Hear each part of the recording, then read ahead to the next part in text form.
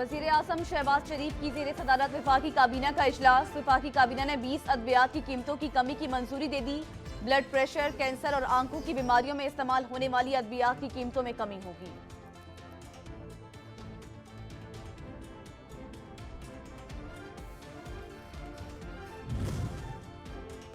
आधा मुल्क सैलाब में डूबा हुआ था और हमारा मुखालिफ सियासत कर रहा है। बिलावल भुट्टो कहते हैं कि मुतासरीन की बहाली हमारा अज़्म और मिशन है।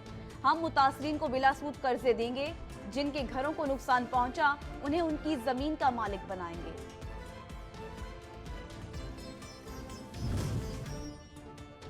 पंजाब के सियासी महाज पर पीटीआई के चेयरमैन इमरान खान सरगर्म। आइंदा क्या इक़दाम होंगे? इमरान खान ने लाहौर में बड़ी मुशावरत तलब कर ली। इजलास में वज़ीर आला पंजाब के एतमाद के वोट पर हिकमत अमली पर गौर होगा।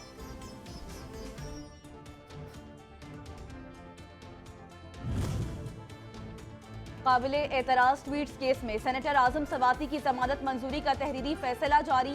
इस्लामाबाद हाई कोर्ट के चीफ जस्टिस आमिर फारूक ने 8 सफ़ात पर मुश्तमिल तहरीरी फैसला जारी किया। FIA ने SOPs पर अमल नहीं किया। 2 लाख रुपए के मुचलकों पर जमानत मंजूर की जाती है।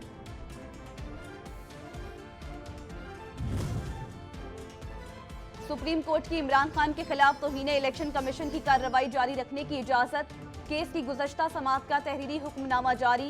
हुक्मनामे में कहा गया है कि इलेक्शन कमीशन इमरान खान, फवाद चौधरी और असद उमर के खिलाफ कार्रवाई जारी रखे।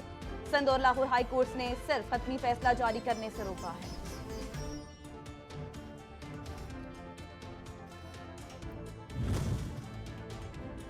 और इलेक्शन कमीशन ने तौहीन इलेक्शन कमीशन केस में साबिक वज़ीर आज़म Imran Khan, secretary general PTI Asad Umar और फवाद चौधरी को पेश होने की आखिरी मोहलत दे दी। वकील अनवर मंसूर ने कहा कि आइंदा समाअत से कबल शो कॉज नोटिस का जवाब जमा करवा दिया जाएगा।